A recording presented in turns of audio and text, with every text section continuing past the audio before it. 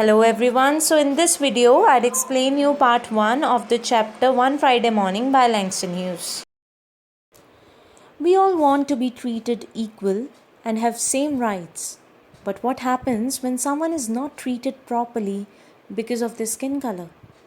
The short story One Friday Morning by Langston Hughes is about such young African American girl Nancy Lee who moved to America with her parents for a better life.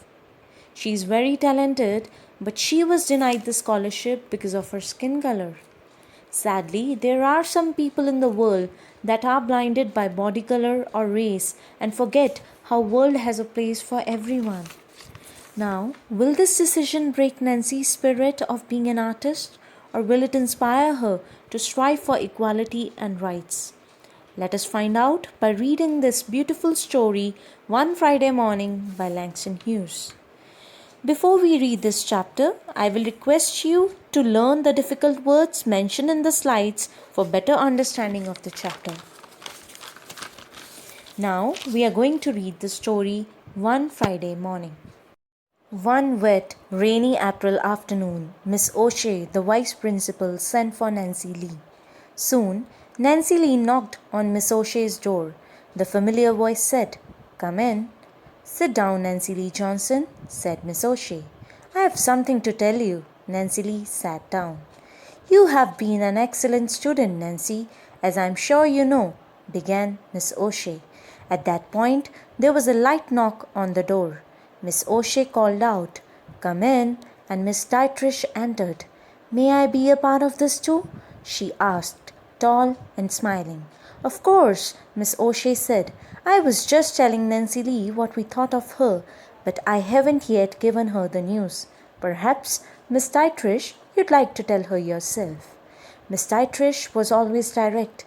"Nancy Lee," she said, "your picture has won the Artist Club Award." The slender brown girl's eyes widened and her heart jumped. She tried to smile, but instead tears came to her eyes. Now, why would such a young girl have tears in her eyes on hearing a happy news? Before we ponder on that, let me explain to you what we just read. So, in this opening sequence, Miss O'Shea, the vice principal of a school, calls Nancy in her office and praises her for being a very good student. Soon, Miss Dietrich also enters the office and joins the conversation. She informs Nancy that she has won an Artist Club award for painting a beautiful picture. On hearing the news, Nancy is overjoyed. She's so happy that she's unable to control her emotions, and instead of smiling, her eyes are filled with tears of joy. Now let us read further to understand the story better. "Dear Nancy Lee," Miss O'Shea said, "we are so happy for you." The elderly white woman shook her hand warmly while Miss Dietrich beamed with pride. Miss O'Shea had called Nancy Lee to the office both to prepare her and warn her. In making her acceptance speech, the vice principal wanted Nancy Lee to be calm and prepared. So, Nancy Lee was asked to think about what she would say at the Friday morning assembly hour when the announcement would be made. Nancy Lee promised the vice principal to think calmly about what she would say. Soon, Friday morning came. The night before, Nancy Lee had gone to bed thinking about the next day. Her short speech was ready and she went over it in her mind. Now, in these paragraphs, Nancy's vice principal, an old white woman, is happy at her achievement, and Miss Dietrich is also very proud of Nancy. They expect Nancy to prepare an acceptance speech for Friday morning assembly, where Nancy will be awarded the prize. Further, we read that Nancy has prepared her speech well and she is ready with it night before the assembly. Now, students, imagine you are Nancy and you have to give the short speech. What would you say? Who would you thank? Think about that. Now, let us read further. When the president of the Artist Club would present her the award, she would say, "Judges and members of the Artist Club, I want to thank you for this award. It means so much to me.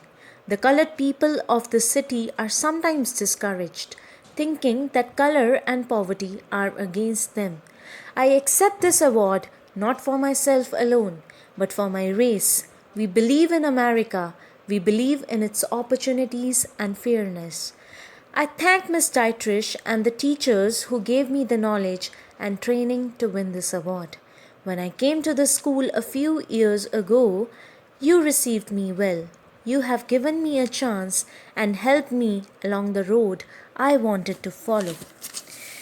Now, students, imagine you are Nancy and the vice principal and teacher calls you in the office to tell that you have won the prize and admire you for your achievement. How would you feel?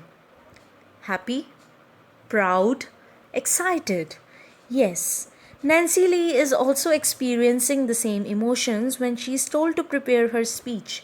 She begins by thanking the judges and members of the Artist Club, but she also thanks all the people belonging to colored race, all the people who had to face difficulties because of the color of their skin.